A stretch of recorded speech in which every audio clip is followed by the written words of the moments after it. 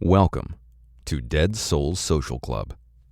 Now I am become death, the destroyer of worlds. If you enjoy our show and you find our research interesting, please leave us a 5-star review on your chosen podcast platform. Something that small really does go a long way in helping us out. You can find more about us and the research that we do by heading over to Instagram and searching our name.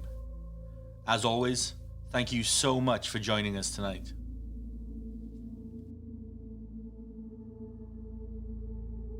Good evening everyone, and welcome back. We have a lot to cover in this second episode, so we're going to get right down to business. I'm not going to recap the last episode, as there was so much information packed in, so I encourage you to listen to this series in episode order, to ensure that you can easily understand what is being discussed, and so that you don't miss any integral information. With that said, let's jump back in. This is the case of the West Memphis 3, Part 2. The Blue Beacon Truck Wash and Transients. This was one of the strangest aspects of their investigation. The West Memphis police were competent enough to track down credit card receipts from the truck wash customers, since it was located right next to the murder scene. However, records obtained about the daily traffic at the Blue Beacon Truck Wash ended at 7:26 p.m. on May the 5th, with no other pages being copied by the police. I mean, you have to ask why, right? There were also some receipts clearly missing from the logs about daily traffic which were provided. The West Memphis police interviewed all of the employees in a large group before choosing to only interview the employees who had worked the afternoon shift individually. Employees who worked the shift during the evening hours were not followed up with for some unknown reason. It was only at trial that the prosecution would call the manager who worked at the truck wash that evening. He was mostly called by the state prosecution to claim that the Blue Beacon Truck Wash was well lit at night, even though there were photographs taken at the night time which shows the substantial lighting already entered into evidence. JivePuppy.com offers a very interesting answer to why this avenue was not investigated further. To make a long story short, shortly before the murders, the West Memphis Drug Task Force had gotten into a lot of trouble with the Arkansas State Police for appropriating confiscated guns, money, and drugs from vehicles. Many of the officers on the Drug Task Force also assisted in an unofficial manner with the investigation into the murders. The Blue Beacon Truck Wash at the nearby truck stop would have served as the perfect opportunity for the Drug Task Force to do a great amount of their work. Perhaps they feared that more investigation into the area would blow the lid off their corruption, since the contraband investigated by the Arkansas State Police in early 1993 would prove to be just the tip of the iceberg. I may as well add that the larger truck stop nearby was barely investigated at all either. Take from that what you will. Also, and by the way, before we drop tonight's episode, I added a map over on our Instagram account.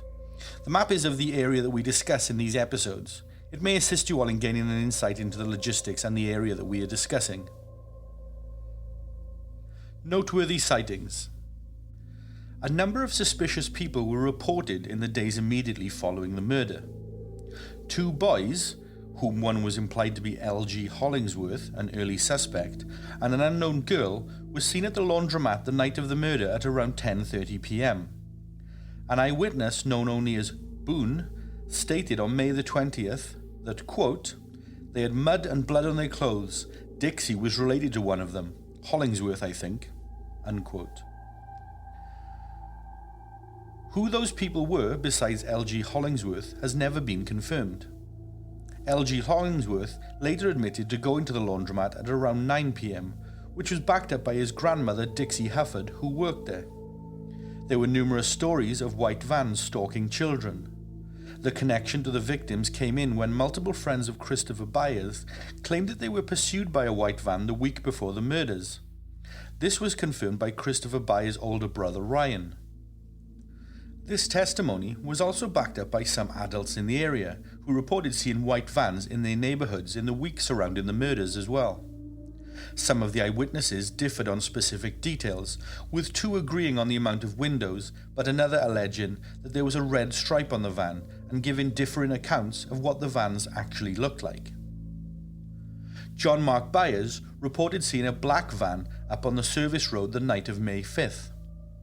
A different witness saw a blue van with a crazy man waving around a gun at the same location. In a statement given in October of 1993, the Byers family claimed that a man in a green car had been taking pictures of Christopher a few months prior to the murders. He had a black coat, black pants, and long black hair. There were several suspicious sightings near the Blue Beacon truck wash and adjoining Robin Hood Hills woods.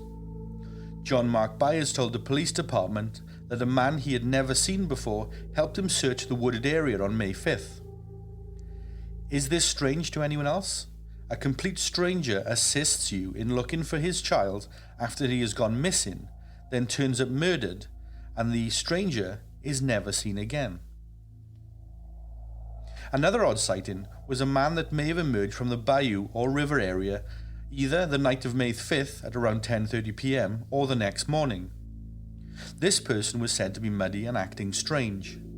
This person was later identified as Timothy C., an early suspect, although later dismissed as a person of interest. There is also no reasoning in the documents to say why the witness wasn't sure if it was 10:30 at night or the following morning. A witness also told the police department that a transient had been living off and on in Robin Hood Hills woods, where some of the eyewitnesses had last seen the victims. No evidence of a person living in the woods was found, and the presence of a full-time person dwelling within the woods would have almost certainly turned up evidence, providing they had not removed all trace, of course.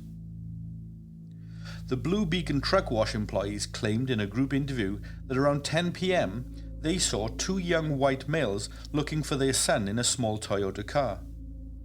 While they may have been referring to John Mark Byers, who was searching with his son at the time, Byers drove an entirely different kind of vehicle. There is a lot of speculation that Terry Hobbs drove a Toyota car at this time. It has never been verified, although in a news clip where Pam and Terry find out the fate of their son, Pam becomes hysterical and collapses. This is in front of a Toyota car, though again it is not confirmed if this is Terry's Toyota car. There was also a sighting of a heavy-set black male around the 76 truck stop nearby. The manager claimed to have heard a gunshot in the woods at around 8:30 p.m, which was backed up by some of Byers' friends who were searching in the area at that time. None of the children were shot, just as a reminder, and the manager was not asked about the gunshot at trial. Ryan Clark, John Mark Byers' elder stepson, and his friends, while searching, also heard something extremely interesting. Someone who may have been in the woods at around 9 p.m. that night. They described hearing 5 splashes, as well as a gunshot around this time. They added that they quickly ran off because they were frightened. The group was on the other side of the wooded area, near the entrance to Robin Hood Hills, and about a quarter of a mile from the crime scene. John Mark Byers also claimed to hear this gunshot while he was out searching, although he stated that he was confident that it was a car backfiring. He also stated that he had an extensive relationship with firearms, so that he can easily tell the difference between a car backfiring and that of a gunshot. Another interesting clue was not a sighting, but a phone call that occurred on May the 11th to the West Memphis police station. During the phone call, the caller taunted the police, saying, quote, "I'm the one that killed those kids, those 3 kids, what you gonna do?" Unquote. The audio is actually available online if you'd like to listen for it yourself. I suggest checking out YouTube. Tunnel vision. The defense team for both Jesse Miskelly and Damien Eccles both strongly argued that Damien had been the West Memphis Police Department's prime suspect from day one. Allegedly, when the police pulled the bodies from the water, an officer exclaimed, quote, "Looks like Damien's finally killed somebody," unquote. This comment has been repeated in many different stories, but the actual origins are a little unclear. It appears to come from juvenile police officer Steve Jones, who told others he thought Damien was responsible while at the crime scene. Jones was only at the crime scene for a short time. He had to leave due to feeling sick, and at the sight of the dead bodies. So Jones would have to have made the comment about Damien Eccles before any information or any evidence or even any details about the murders would emerge. It's almost like Steve Jones had decided that Damien Eccles was the killer before he even knew that the children had been murdered. Chief Inspector Gary Gitchell claimed that Damien and Jason were suspects from the very beginning of the investigation after the three teens were arrested. Officer James Sudbury had this to say in his notes in May of '93. Quote, "On the day after the bodies of the three boys were found, I had a conversation with Steve Jones, a juvenile officer for Crittenden County, Arkansas. In our conversation, I found that Steve and I shared the same opinion that the murders appeared to have overtones of occult sacrifice.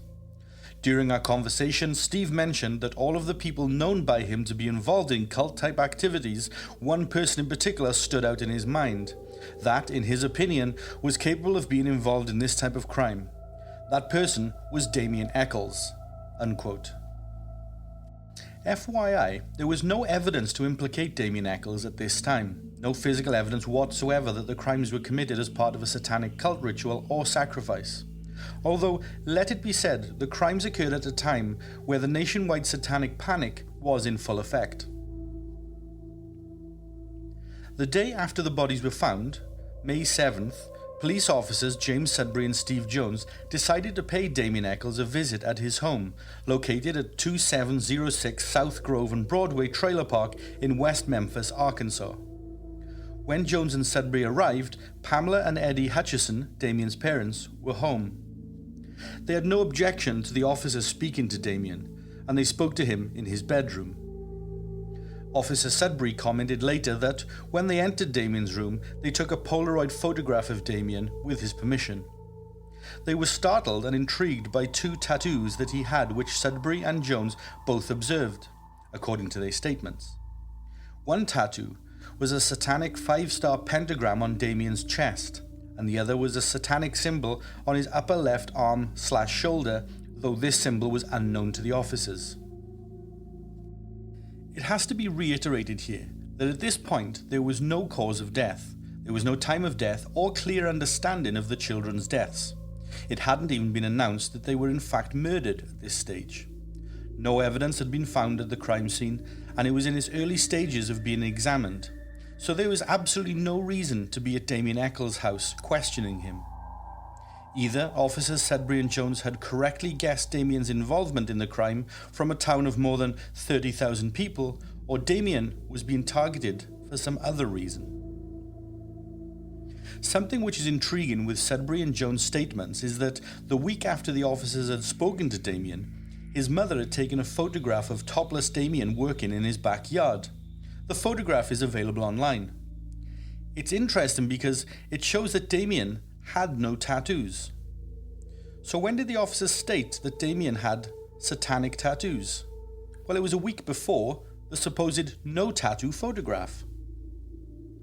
Jerry Driver, the juvenile parole officer and senior to Steve Jones, said in an interview with the authors of Blood and the Innocents in 2006 that he could not get the West Memphis Police Department to be interested in Eccles as a suspect initially, at least not for the first few days of the investigation. He was told that he needed, quote, something to go on to lead to the suspicion, unquote. He said that they thought, quote, here's the juvenile officer foaming at the mouth yet again, unquote. For their part, the police department mostly maintained at the trial that Damien had simply been one of many suspects from the beginning of the case, but towards the end of May, he appeared to have moved up the list. Sergeant Mike Allen would say that by the time of Jesse's questioning on June the 3rd, Damien had been in the top 3 of their suspect pool. I reiterate, up until June the 3rd, there was no physical evidence against Damien Eccles at all. Then, Vicky Hutchison came forward and made a statement. She alleged that she attended a satanic cult meeting with Damien Eccles and gave the West Memphis police a few pieces of incriminating information about him. Damien Eccles was interviewed 3 times after the murders, once on May 7th by officers Jones and Sudbury, which I just mentioned.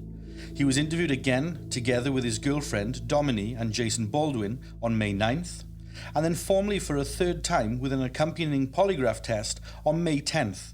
Damien, it's worth mentioning, did not pass the polygraph. Damien continued to deny any and all involvement of the murders throughout each of his interviews and throughout the polygraph. The prosecution claimed during the trial that Damien was an adult who had waived his rights. They pointed out that his lawyer had arrived at the police station at 6:20 p.m. on May 10th after the police department was done interviewing with Damien. Damien's mother Pamela would later claim at trial that Everett, Damien's attorney at the time, actually arrived at 5 p.m. and Damien would claim that he asked for a lawyer 3 times while being questioned, though he seemed to have a hard time remembering when exactly he communicated that to the officer questioning him. Ultimately, the judge ruled that Damien's rights were not substantially violated. The West Memphis Police Department did not tape any of the interviews with Damien, which led to a major point of contention between the defense and prosecution at trial. Damien claimed that the officers put words in his mouth and asked leading questions, guiding him into a corner with his answers. Whilst we cannot prove or disprove that happened, we can prove that the police did just that in their tactics with Jesse Miskelly during his interviews. We'll talk more about that in a short while. Damien did also admit to saying certain incriminating things in his interviews. He did claim that the boys were chosen by the killer because they would be easy to control. Though again, since it was not taped, we'll never actually know the substance of what went down or what was said exactly. There are a lot of comments attributed to Damien in his interviews which he strongly denies, but which the police state that he absolutely did say. Like I said, we will never know for sure. We also can't be sure of the exact times that Damien was interviewed for the 3rd time that day. Damien alleged that it was over 8 hours and he was not given anything to eat or drink. Damien appeared on the top of 2 lists of cult members that were handed over to the West Memphis police. Many of the teenagers named on the list would be interviewed by police early in May. Damien's mother Pamela was also interviewed on May 12th. None of the other teens interviewed had parents that would be asked to come in, though the police would say later that Damien was the only one who gave truly incriminating answers in his interviews, and thus calling for the officers to want to speak with his mother. The police didn't elaborate on what those answers were, though. Damien was also featured on multiple witness questionnaires, which were forwarded to the state's crime lab towards the end of May. In the section where suspects were listed, his name often came up. It should be noted that each time this happened, other people's names were also on there too. Different suspects' names would also continue to be on reports forwarded to the state crime lab even after the arrest of Eccles. The second most popular suspects implicated by eyewitness statements appeared to be alleged drug dealers David W. and Frankie K., with L.G. Hollingsworth, Jason Howard Baldwin, and another teen named Robert B. also being included. I certainly think the investigation wasn't thorough enough, but they went through a long list of suspects in addition to Damien too. The West Memphis police also had a hell of a lot of witnesses telling them stories about Damien, which means that all the attention probably wasn't unwarranted at the time. At trial, the prosecution would claim that all the roads in the investigation led back to Damien. There is argument for them not being exactly wrong, it's just hard to see the extent that the police department was guiding those roads to lead there themselves. It's definitely a little odd to see so many of the suspects being teenagers rather than focusing on adults or those who actually knew the children. The West Memphis Police Department appeared to be more thorough in looking at alternative suspects early on in the investigation, but alas, after Damien's arrest, it appears that they dropped several leads completely. That'll be explained later when I talk about alternative suspects and alternative theories with evidence to support. So who was Damien Eccles? The oh-so enigmatic figure of Damien Eccles. 18 years old at the time of the murders, he became the key suspect early on in the investigation. He was a high school dropout with an education level equal to that of a 14-year-old. He was arrested subsequent to Jesse Miskelly's confession, which implicated him as the murderer of the 3 young boys.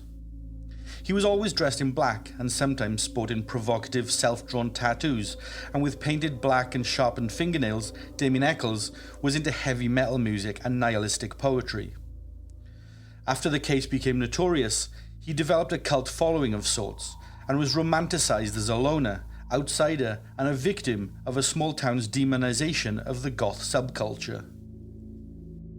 Damien's appearance, and what some would consider to be strange behaviour, represented to many conservatives and religious folk in the community as being the ways of the devil. He openly displayed an interest in the occult and Wicca, and he listened to heavy metal music like Metallica, Slayer, and Pantera. It was the early 90s, and to many conservatives, heavy metal music still had connotations towards Satanism in their view. Those beliefs were not unique to West Memphis at this time. Gallup and Harris polls taken recently still show that 6 in 10 American adults believe in the existence of Satan, and 4 in 10 believe in the existence of demonic possession. Damien enjoyed playing to these fears. He enjoyed making people feel uncomfortable around him and created an image of what he would later say was, quote, the local boogeyman, unquote. In all of the police's door-to-door questioning, when officers asked the locals if they had witnessed anyone strange or suspicious looking, or if they had seen anyone who was not from their area or a possible transient, not one person spoke about Damien Eccles. Those close to Damien, and there weren't many, knew that he had a history of mental illness and had spent time hospitalized for such conditions. Parole officer Jerry Driver was convinced that Damien was part of a satanic group, even though Damien repeatedly stated that he followed the Wiccan faith, a pacifist, nature-based religion, although this might have been misconstrued as something satanic by Driver. Many people in the local area also believed that Damien had chosen his name after the Antichrist character in the Omen movies. He was born Michael Wayne Hutchison. He actually changed his name to Damien Wayne Eccles in his early teens after being adopted by his stepfather, Jack Eccles, who was a strict Catholic. At trial, he stated that he chose Damien because he had briefly explored Catholicism as a faith, and he was fascinated by Saint Damien, a controversial saint during his time who had worked with lepers and eventually contracted the disease himself. Jerry Driver, Damien's parole officer, sniffed at Damien's comments and stated at the time that Damien's only interest in the Catholic Church was to infiltrate it in order to steal the Eucharist for satanic ceremonies. Driver also went on to say that Eccles, Jesse Miskelly, Jason Baldwin, and Dominique Tier, Damien's girlfriend, had always denied being involved in Satanism.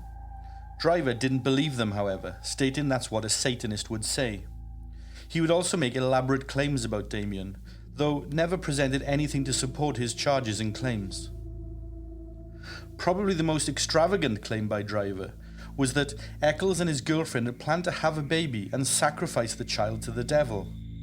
Driver claimed he was told this would happen by a confidential informant, who would remain unnamed.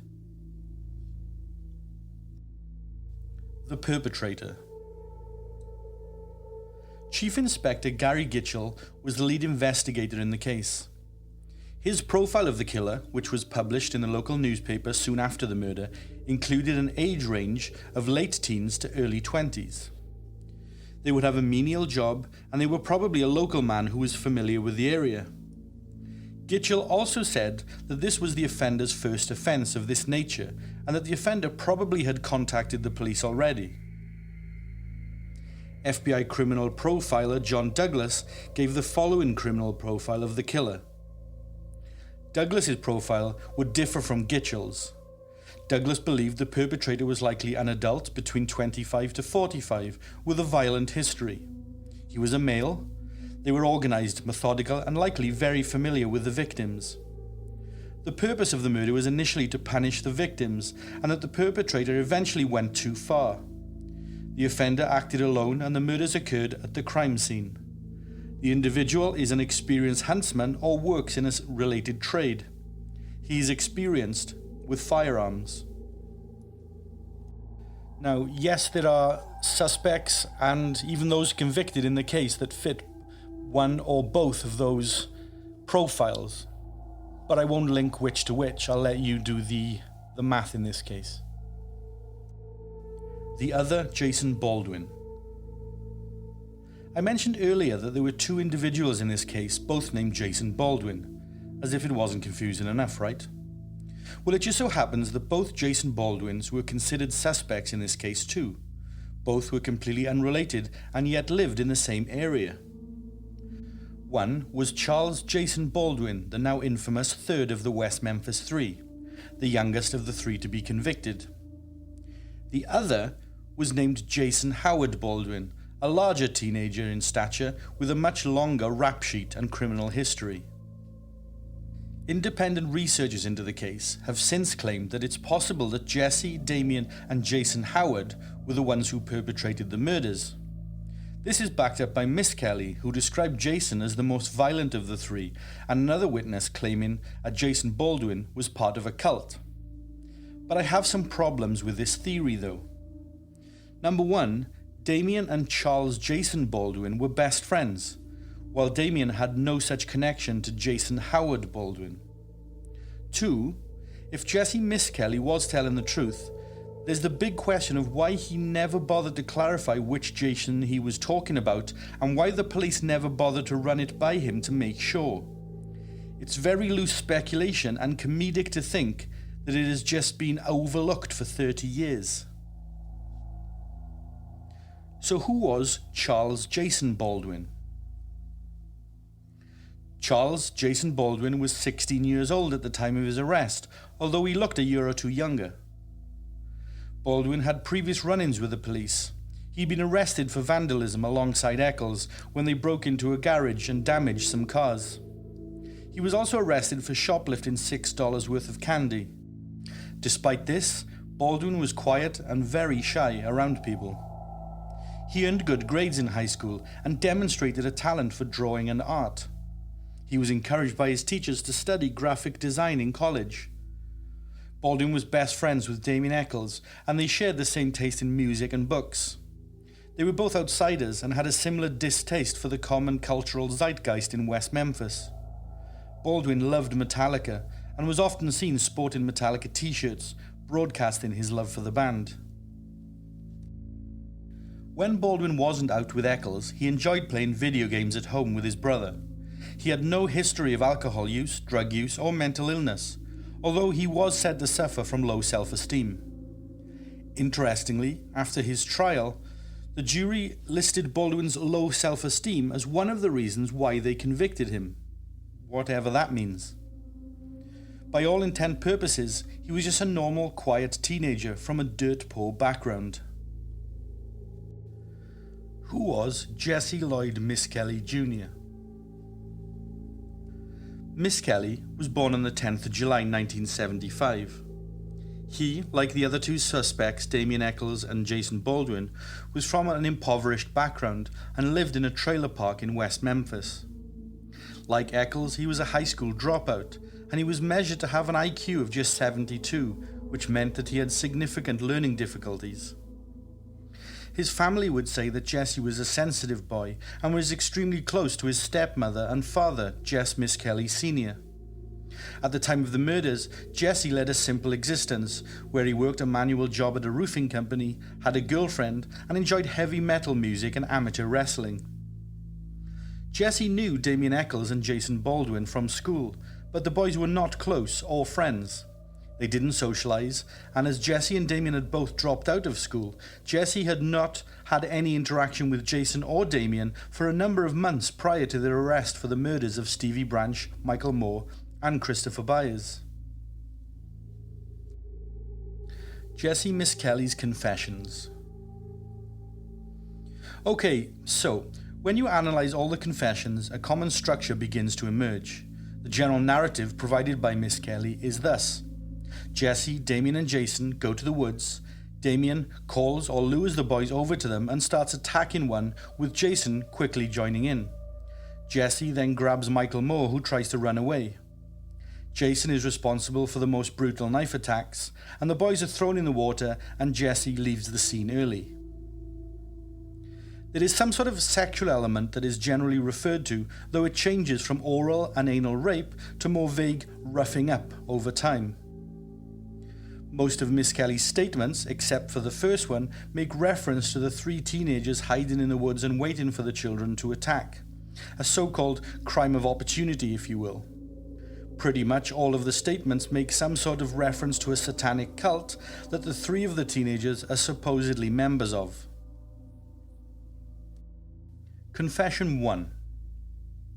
On June 3, 1993, Jessie Miss Kelly was picked up for questioning by the West Memphis Police Department. The police would later claim it was to receive more information about Damien Eccles from Miss Kelly. I'll make it clear now that whilst Damien Eccles and Jessie Miss Kelly knew each other, they weren't close friends. They were in the same grade in high school and were on friendly terms, but they didn't hang out together, and both boys had dropped out of high school a while before the murders had occurred. West Memphis police had become aware of Jessie's supposed connection to Damien. This awareness came from a testimony from eyewitness Vicky Hutchison, who said that she attended a cult meeting with both Damien and Jessie. I mentioned this previously. It was the only evidence that the police had against Damien Eccles, that someone said they attended a cult meeting with him. Cult meetings weren't and still aren't illegal in West Memphis, Arkansas, or the United States as a whole. I digress. Jessie was picked up by the police and taken to the police station at roughly 9:45 a.m. At 10 a.m., Jessie's interview started. He was just sharing information about a supposed friend, remember? At 11:30 a.m., Jessie was hooked up to and administered a polygraph test. Jessie also had other conversations with the police afterwards at 12:30 p.m. about his involvement with a supposed cult. At 2:44 p.m., Jessie made the first confession on tape. I encourage anyone interested in this case to read this confession in its entirety. The link to it is www.callahan.mysite.com/wm3/jmjune1.html. It gives you a true picture of the discussion the police had with Jessie. It's roughly a 40-minute read. The basic framework of the confession is that Jason Baldwin asked Jessie Miss Kelly to go to West Memphis with him and Damien the night before the murders. They left at 9 o'clock in the morning, and in an uncertain time frame to Jessie, they hit, raped and murdered the 3 children when they came across them. Jessie stated that he left while Jason and Damien were, quote, screwing the boys, unquote. Then the victims were put in the water. The murder weapon used was a 6-inch long folding knife, Jessie said. He also mentioned being part of a satanic cult with Jason and Damien for the last 3 months, where they killed dogs and had orgies with girls. Jessie claimed that Damien had been watching the victims for a long time. Jessie did not take a polygraph test after giving his confession, and he did not go to the crime scene to corroborate it, despite the police officers planning to do so. Jessie was asked a total of 340 questions in this confession. 12 were open-ended, and 211 were targeted yes or no questions. Jessie answered no to 38 of them.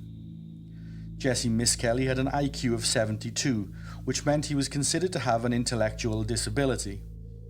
He was also 17 at the time of questioning by police, making him a minor, and he did not have any parent or guardian present during his questioning, nor any attorney.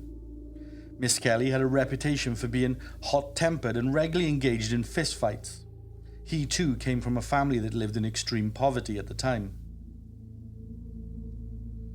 Analyzing this confession.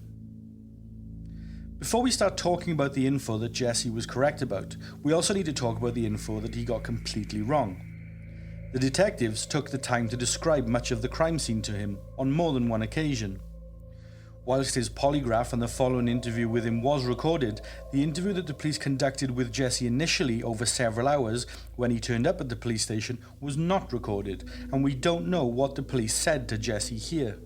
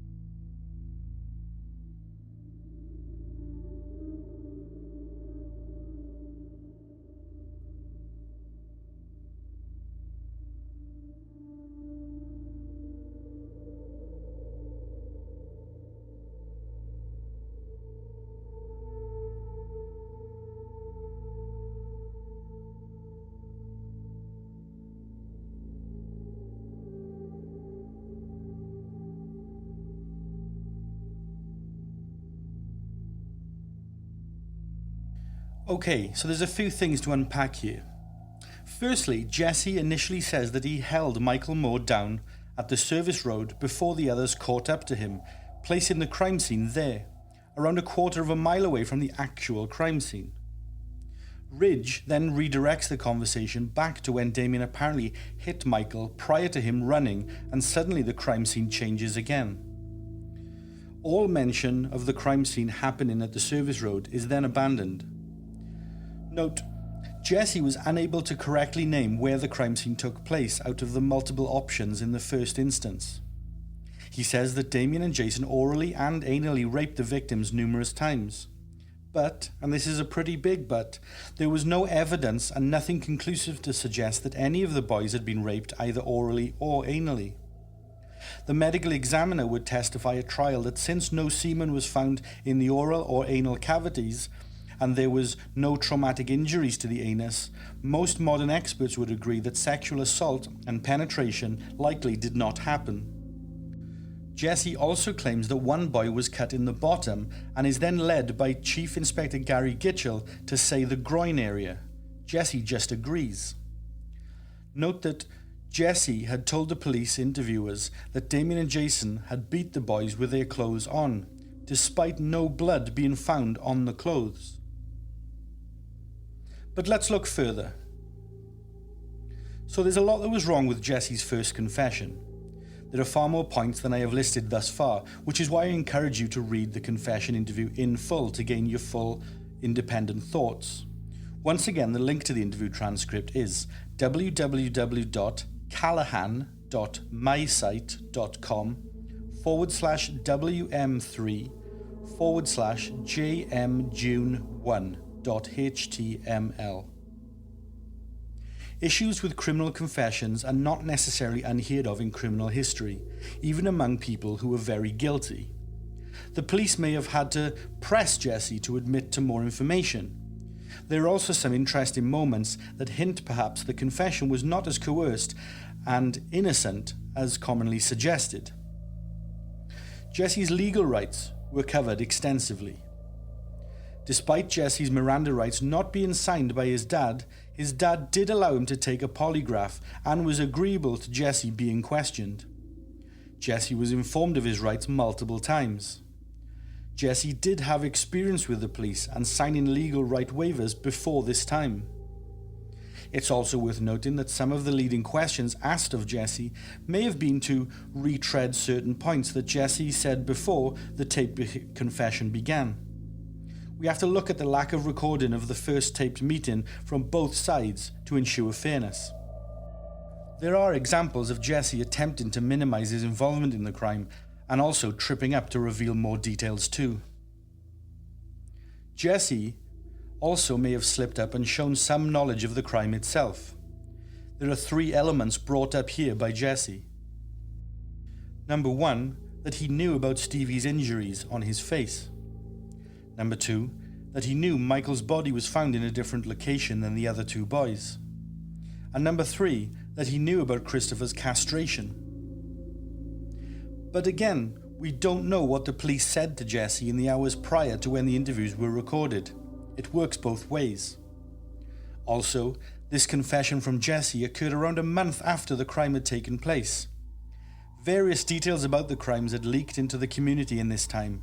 We know this, and many witnesses throughout the month of May, when questioned about the crimes, shared information about the crimes that they knew. So the West Memphis police were not as secretive as they thought they were. John Mark Byers said his son was castrated on May the 19th, for example. Jesse initially says bottom anyways, and he is clearly led to saying groin and penis by Gary Gitchell.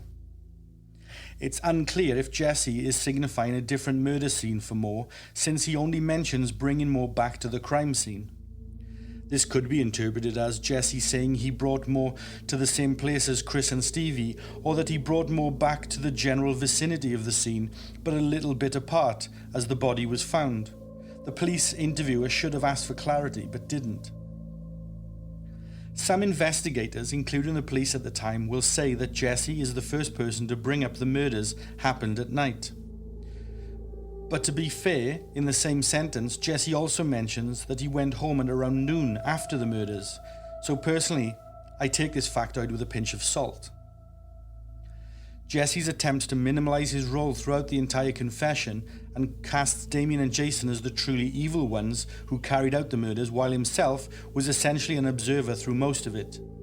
He claims throughout the confession that he never engaged in any of the violence against the boys and frequently tries to assert that he left the scene. In later confessions, and even when claiming his innocence to psychologists, he would note that he had helped beat one of the boys up and helped tie them. In an extract of his interview with sociologist Richard Offshee in December 1993, Jesse claimed that his confessions were entirely coerced. He also commented in the same interview that he held one boy and beat him up really bad, yet in all of Jesse's confessions prior to December 1993, he denied that he helped to hurt any of the boys. Confession number 2. This was a second statement made by Jesse on the same day as the previous one. The time frame is unclear, however. The officers testified at trial that it happened at around 5 p.m, but there was no hard clarification of this. It contains even more details, such as more graphic details of Damien and Jason orally and anally raping the victims, and also contains new blatant misinformation, such as a brown rope used to tie the victims.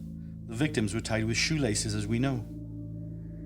You can read the full second interview transcript by following the below link. It's similar to the first transcript link, so be careful to enter it correctly. It's www.callahan.mysite.com/wm3/jmjune2.html. My co-researcher on this series, Grace, raised a good point here. She said that the shoelaces may have been muddy and seemed like brown rope to Jesse. I thought that was worth mentioning. The most important aspect of this second confession is that the time of the murders was clarified on record, as you'll see here.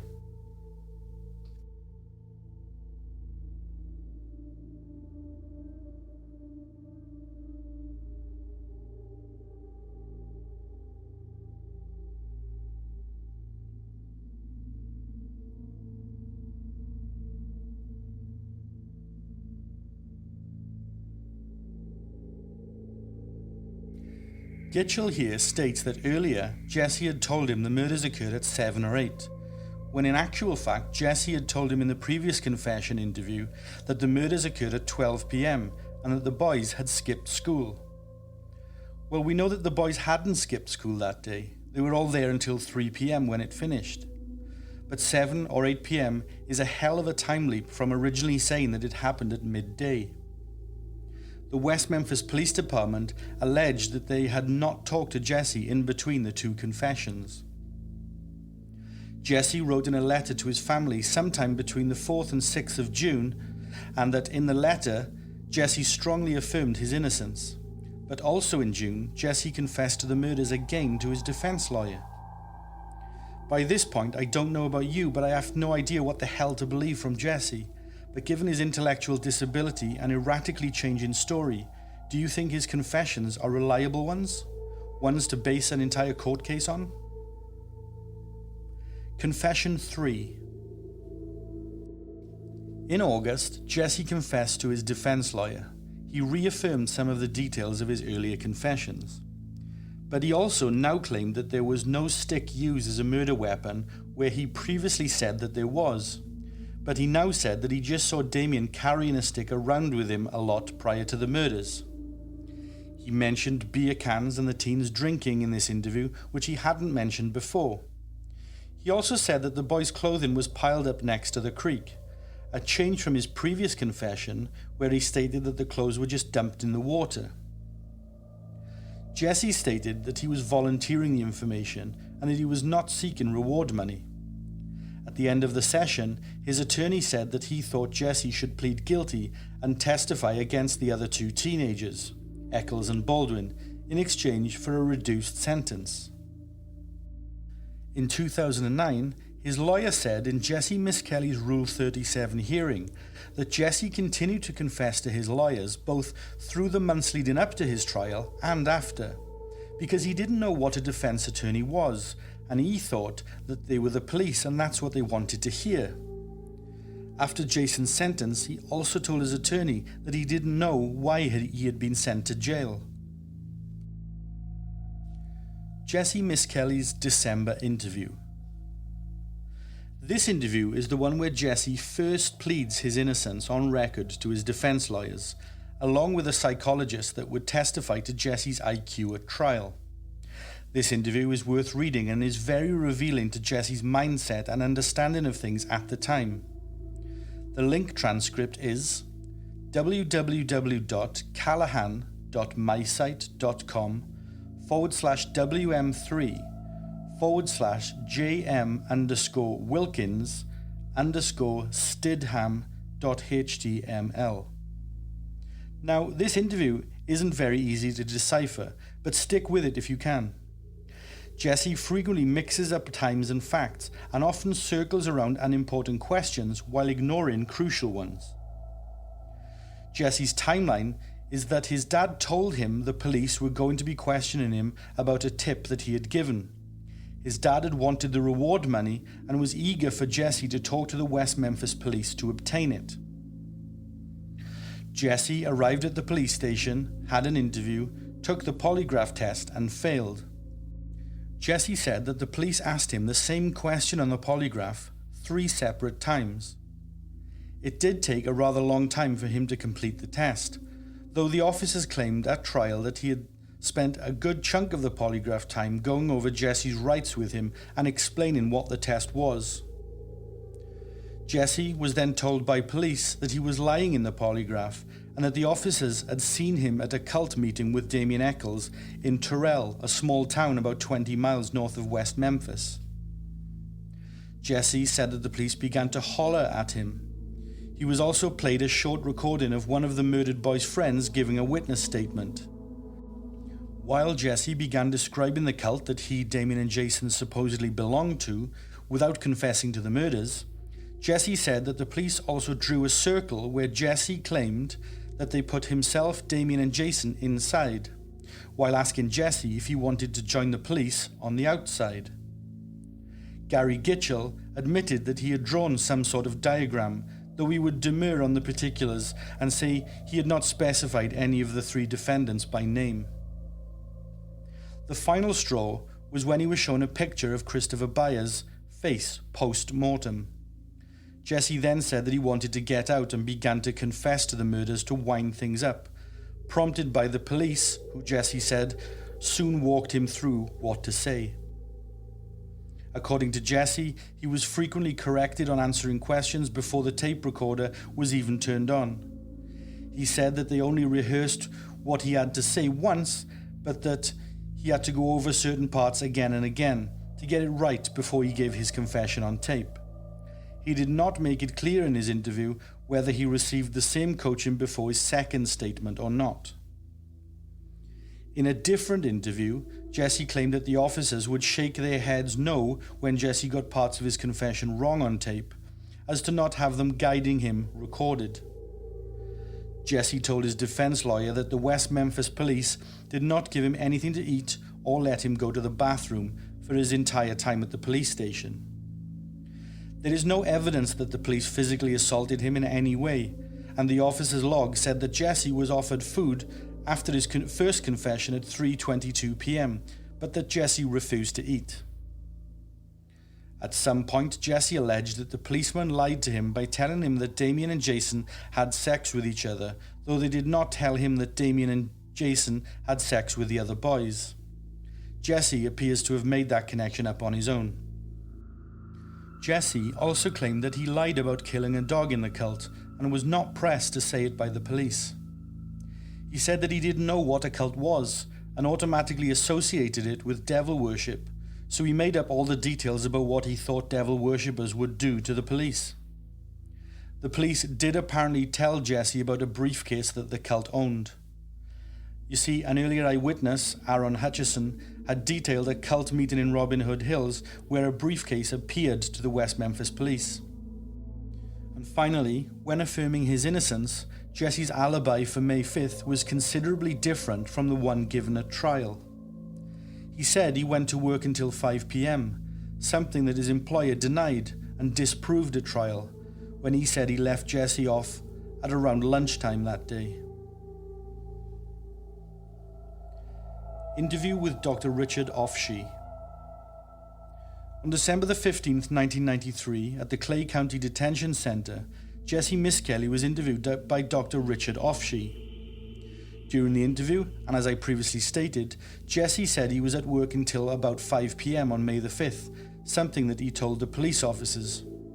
This time he also mentioned his activities in the Highland Trailer Park, an important part of his alibi that would be elaborated on 2 months later at trial. Jesse Miskelly's alibi at trial was that Jesse was at a wrestling event with friends in a nearby town on the night of the murders. Jesse said that after getting off from work, he saw a cop car disturbance at 6:30 p.m. and then met the numerous friends who would become witnesses and testify later in his defense. Jesse told Dr. Offshee that the reason he shared with the police that the murders were committed in the morning was that he didn't want to conflict with his alibi of working until dinner time, despite that alibi being proven to be untrue. Jesse claimed that Gary Gitchell told him the boys were tied up with shoestrings, despite stating that they were tied up with brown rope. It takes quite some time for Jesse to clarify that Gitchell told him this on the day after the confessions. Jesse also said that he knew the boys had been cut in the penis area because his friend in search and rescue had told him so. Jesse actually did have a friend in search and rescue, and he would testify that at trial. Interestingly, Jesse claimed that he decided to come up with Damien and Jason's involvement in the murders and the cult on his own, instead of being coerced by the police. Jesse had initially implicated Damien and Robert Birch to the police before taking the polygraph, but had changed his mind afterwards because Jason was the one who was always carrying knives around, he thought. When pressed further why he didn't just name Robert Birch, Jesse couldn't really give Dr. Offshee an answer. There are numerous other details that Jesse confirmed that he had made up instead of the police coercing him. Examples were details of specific cult activities which Jesse said just popped into his head, and also that Damien and Jason were having sex with the boys. Jesse also lied about statements he made on record. He said that he never mentioned there being cocaine in the cult briefcase, or that Damien watched little boys at the skating rink, despite both comments being made by Jesse on tape. Now, I've discussed a lot of things that Jesse has covered in his numerous confessions and interviews tonight, and I think it's key that you guys all listening catch up. Use the links I've provided to get to the transcripts and familiarize yourselves with the information therein. This has been another long and detailed episode with a hell of a lot to digest, so I'm going to end this there tonight. We'll be back with part 3 next week, so keep an eye out for that one. Also, as a little bonus episode, midweek, I'm going to drop another special report episode that I've been working on recently. I'm spoiling you guys, I really am. Until then, good night everyone. Thank you for taking the time to listen to our show tonight. Be sure to leave us a 5-star review on your chosen podcast platform and subscribe to our show so that you never miss an episode.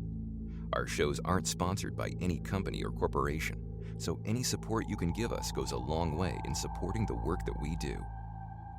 From all of us here at Dead Souls, sleep tight.